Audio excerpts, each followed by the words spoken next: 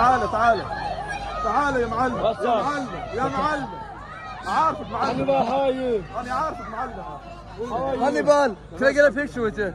Can I get a picture with you? It's 2023 in Manchester, and I've just met one of the most promising Tunisian talents and the only Tunisian player to ever play for the club I support. After another end to a series of disappointing AFCON campaigns, that same player, and in my opinion, one of the very few players to come out of that tournament with any sort of credit, would give his honest assessment about the nation, the footballing federation, and how far Tunisia is behind its neighbors. And frankly, he's not wrong. Rotting stadiums, disappointment on the pitch, a crumbling and corrupt football federation, and poor homegrown development has led to one of the biggest downfalls in African football. But it wasn't always like this.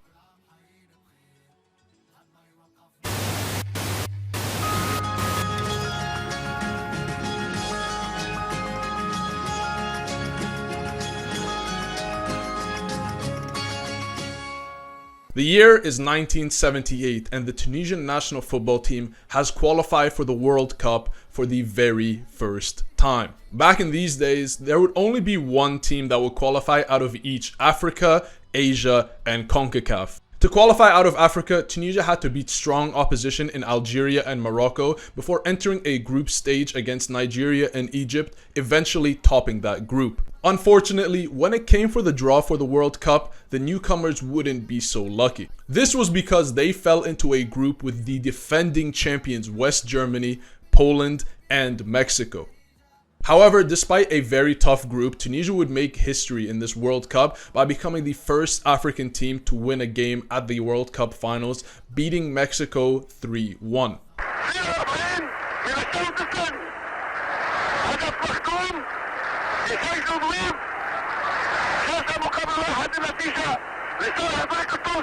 Tunisia would also go on to do something amazing by drawing to the defending champions 0-0. However, a loss in game week 2 meant that they were just 2 points shy of qualification to the next round and would be knocked out in the group stage. The years to follow up until 1996 weren't as successful as the 1978 World Cup campaign. However, you could see the building blocks were being made for Tunisia's golden generation. In my opinion, the year 1996 will forever symbolize the beginning of Tunisia's beautiful footballing identity. Following a horrendous AFCON campaign in 1994 where they finished last in their group, the 1996 AFCON would be a massive turnaround under manager Henri Kasperjak. In this tournament, Tunisia would finish second in a very tough group with Mozambique, Ghana, and Cote d'Ivoire, with a draw, loss, and win respectively. Despite finishing second, Tunisia would go on to play the final, losing to the host South Africa 2-0. Despite a devastating loss in the finals, you could see that this team had strong characters and attacking flair, beating heavily favored third place finisher Zambia 4-2 in the semi-finals. Following years would continue to look bright for Tunisia's golden generation, with manager Henri Kasperjak reaching the quarterfinals of the 1998 AFCON and qualifying for a World Cup before his departure. We flash forward to 2004, where Tunisia is hosting the African Cup of Nations. This was a momentous occasion for the nation, and one that they would not let go to waste, with a beautiful 2-1 win against Morocco in the finals, beating Senegal and Nigeria in the previous 2 rounds.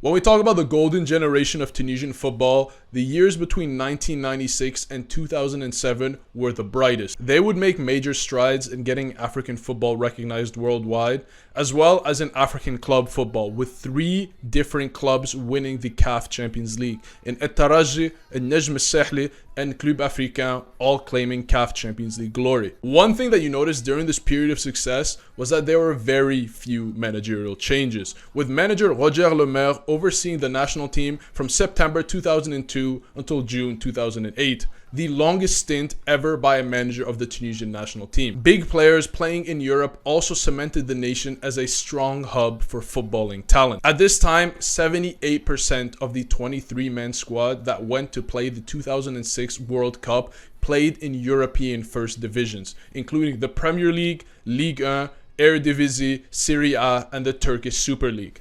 With 65% of the national team players being born in Tunisia, you could see that development in Tunisia was a very big factor for the national team being successful. However, over the years, this number would begin to slip. The year is now 2008. Tunisia, looking to ride the momentum of qualifying for the 1998, 2002, and 2006 World Cup, look to do it again for the 2010 World Cup. This time, the World Cup is being hosted for the first time ever on the African continent.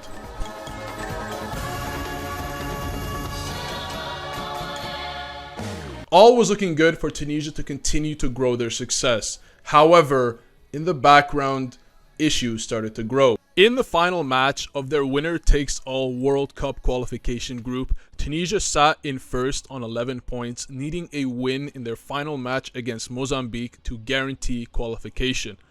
Nigeria sat in second on 9 points, with a win and a Tunisia loss needed in the final game week in order to beat out Tunisia for the World Cup spot. The mission was clear. Tunisia had to win. But disaster would strike. لم تأتي المنتخب التونسي تمشي بكونتر اتاك الموزمبيق تمشي مرتدة الموزمبيق في الدقيقة 82 يلعب الكرة دومينغيز حضن على كورتو يلعبها مع تيكو خطيرة جدا فرصة وبرافو مش ممكن ولا هدف.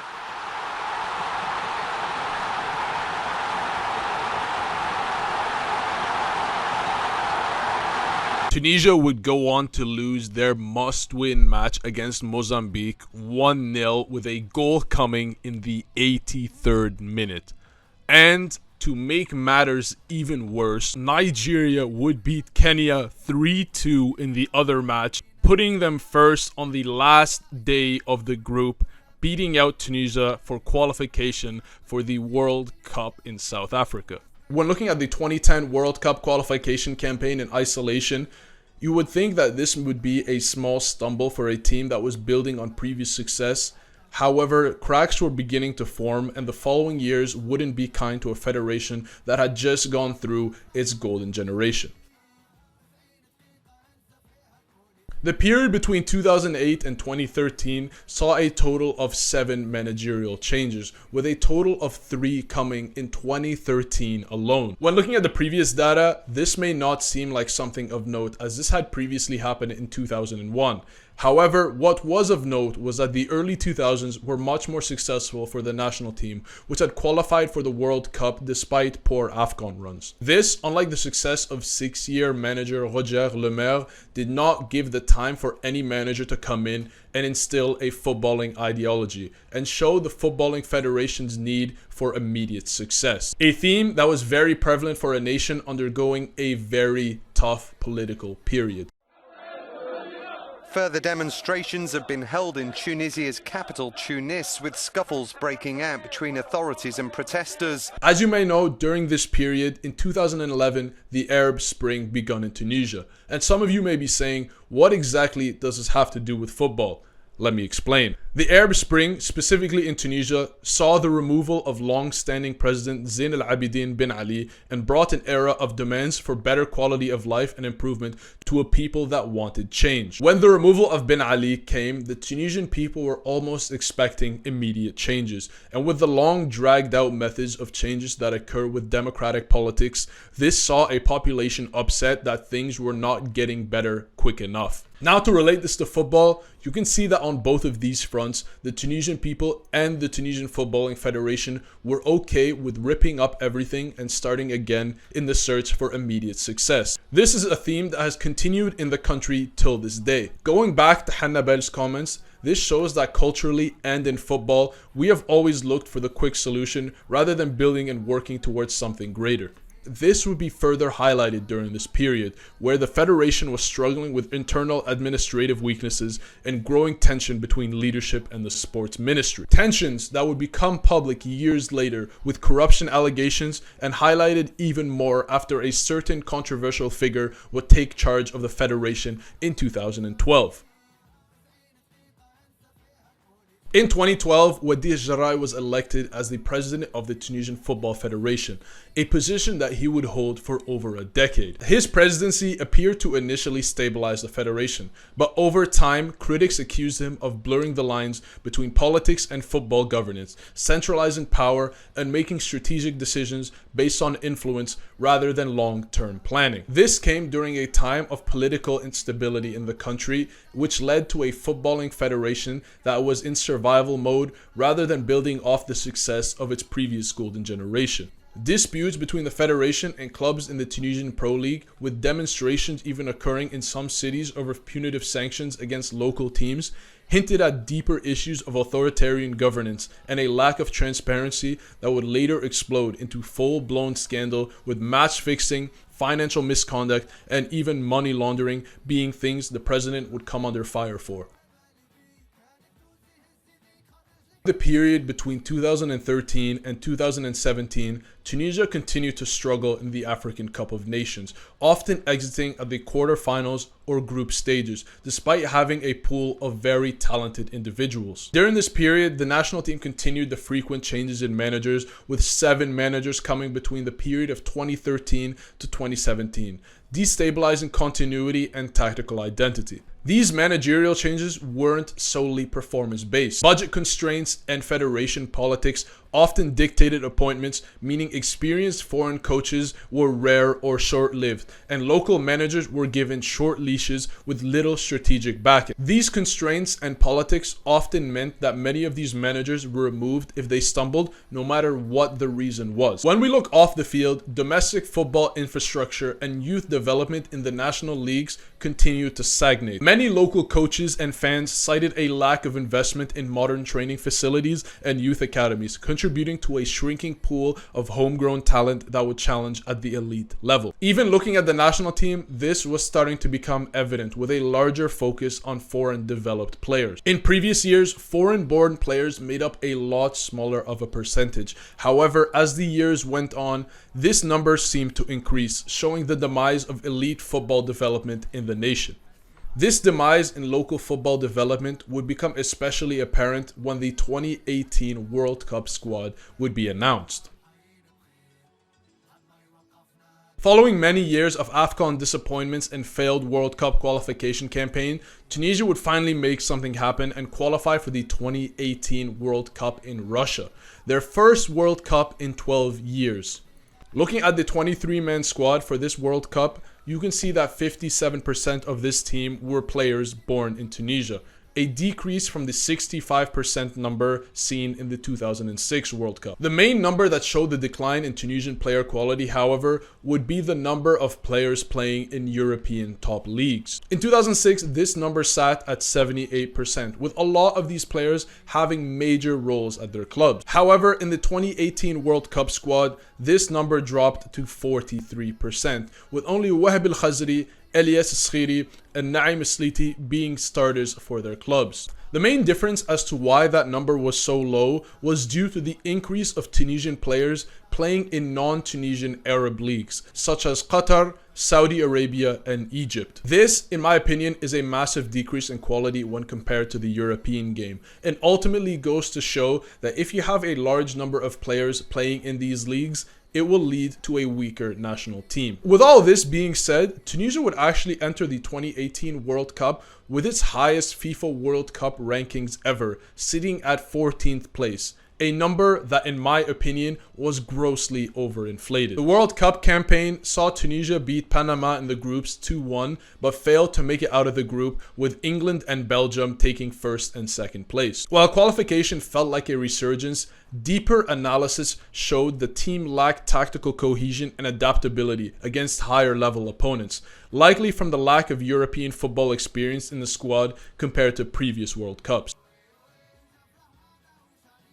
In the 2019 AFCON, Tunisia would reach the semi-finals of the tournament, but the performances were not what you'd expect from a team ranked the highest in Africa. In a group with Mali, Angola, and a very weak Mauritania, they only managed 3 points, all coming from draws. This, however, was enough to guarantee qualification into the next stage with a second place finish. However, the rotting foundation of this team was evident, as this aging generation of players were clearly at their limit. Following a win against Ghana on penalties in the round of 16 and a surprise quarterfinals match win against Madagascar 3-0, they would go on to lose to Senegal in the semi-finals.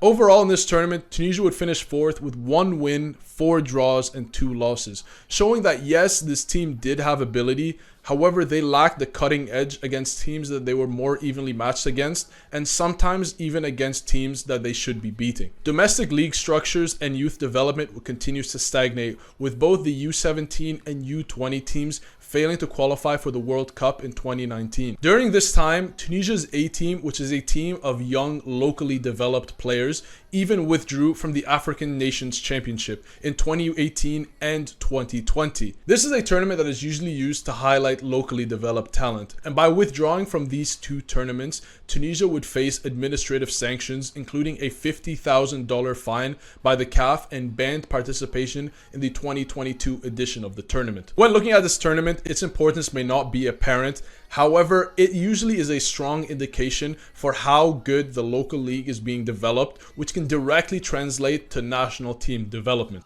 When we look recently, we see that the last 4 winners were Morocco in 2024, 2020, and 2018, and Senegal in 2022. These 2 countries being the 2025 AFCON finalists should therefore come as no surprise. You can see from this that having a strong African Nations Championship campaign usually implies strong AFCON success and even World Cup success. With Tunisia withdrawing from these opportunities, I believe that it had a very negative impact on the national team, giving many players limited opportunities on a continental stage, along with financial penalties and bans that came along with the 2 withdrawals. This signaled how organizational issues within the federation had direct impact to national team development. The 2021 AFCON continued to show the crumbling of the national team and also saw the removal of manager Mundhir Al-Kbair. This was a tournament where again Tunisia failed to impress, with a group with Mauritania, Gambia, and Mali, and only finishing 3rd with 3 points. In the round of 16, Youssef Lemsekni would score the only goal against Nigeria to somehow beat the Super Eagles,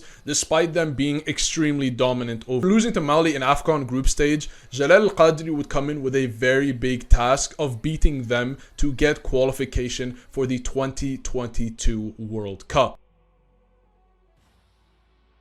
Jalal Al-Qadri would start his managerial run with Tunisia with arguably the 2 worst games of football I have ever witnessed. 2 games against Mali, winner takes all for qualification into the 2022 World Cup, saw, in my opinion, the worst displays of footballing ever. The first game in Mali ended 1-0 for Tunisia, with one of the strangest own goals you'd ever see from centre-back Moussa Sissoko, who would also go on to get himself a red card. This would actually also be the only goal scored in both ties, with the return leg in Tunisia being a very boring 0-0. These poor performances, especially in the first leg against a 10-man Mali, would set up very bad expectations for the upcoming 2022 World Cup, especially in a group with 2018 World Cup winners France, dark horses Denmark, and Australia. The dream in this tournament, and something that Tunisian fans kept repeating, was 4 points.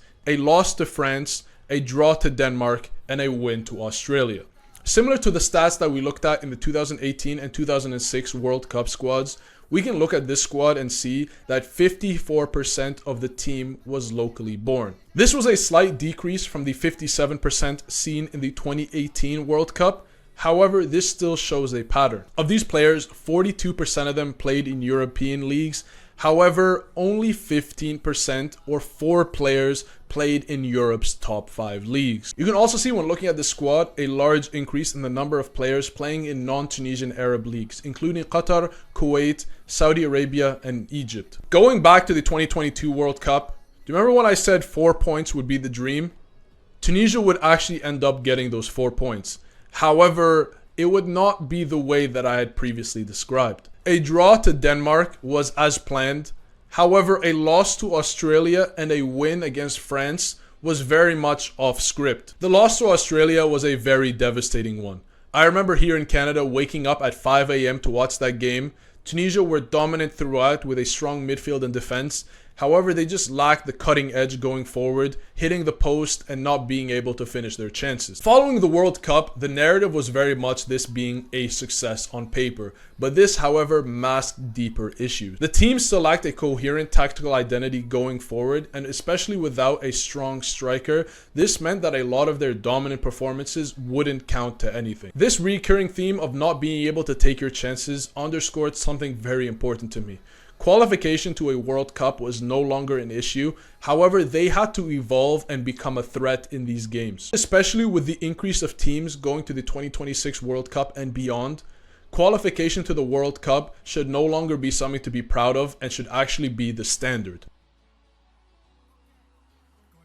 In October 2023, something that would rock Tunisian football to its core would occur. The Federation President Wadie Jary would be arrested in a corruption probe involving illegal contracts and financial misconduct, provoking a major scandal. Wadie Jary had faced multiple investigations over the years for match fixing, embezzlement, abuse of office, and other irregularities, but a full arrest and a 4-year sentence ensured that the way the Federation was run would not continue. And there was to no surprise that following this entire incident, the effects were felt on the pitch. The national team would play in the 2023 the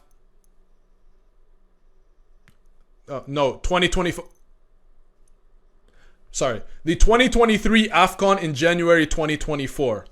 The Tunisian national team would play this AFCON and finish last in a group with Namibia, South Africa, and you guessed it, Mali again. Not surprisingly, they drew the games against Mali and South Africa, and in typical Tunisian fashion, they made Namibia look like prime Barcelona and lost 1-0 to them. This also saw the end of Jalal Qadri as manager of the national team. In my opinion, you could almost see Jalal Qadri as the fall guy for the Federation's scandal. The reason I say this was because the football played at AFCON 2023 was, in my opinion, a lot more impacted by the imprisonment of Wadie Jary than it was from Jalal Qadri's tactics. In the Qatar 2022 World Cup, we had seen some of the best football that we had seen from Tunisia from a long time under manager Jalal Qadri, so it was sad to see him go for something that was ultimately out of his control. Following the whole debacle with Wadie Jary, the Federation's finances and reputation were deeply damaged. This left the Federation struggling to pay coaches, staff, and player bonuses, a sign of deep mismanagement and resource depletion. Though a new president was elected, we all know the saying that cutting the head doesn't kill the snake. Critics remain adamant that remnants of the old guard remain, which ultimately would make reform very difficult. The years following would continue to show unstable decision making. 3 managers would all come in 2024 and would all manage less than 5 games before eventually being fired. Among these 3 managers was Fawzi Benzarti, who would be hired for a 4th time by the Federation before being sacked after only 4 games. The team would go without a manager after Qaisi Yaqoubi would be fired on the 18th of November, eventually selecting Sami Trabilsi to manage the team in February of 2025. This poor run of form continued into the 2025 AFCON, where they finished second in their group with 4 points before losing in the round of 16 to 10-man Mali on penalties. This was an immense moment of underachievement in a time where they were favorites, playing a 10-man Mali for more than 90 minutes. Following this elimination and his poor in-game management, Trabilsi was shown the door. And now, the future remains uncertain. When we look at the performances at AFCON 2025, the best players on the pitch were all players developed outside of Tunisia, again highlighting the Federation's failure to help the local leagues. This is continually highlighted when you see star young talent in the Tunisian leagues leaving so early to be developed by other big clubs. The team now, with manager Sabri Lamouchi, are looking to make a big difference at World Cup 2026, one where there will be the biggest number of teams ever. The strategy seems to be a lot more obvious than it was before, with a lot more non-Tunisian born Tunisian talent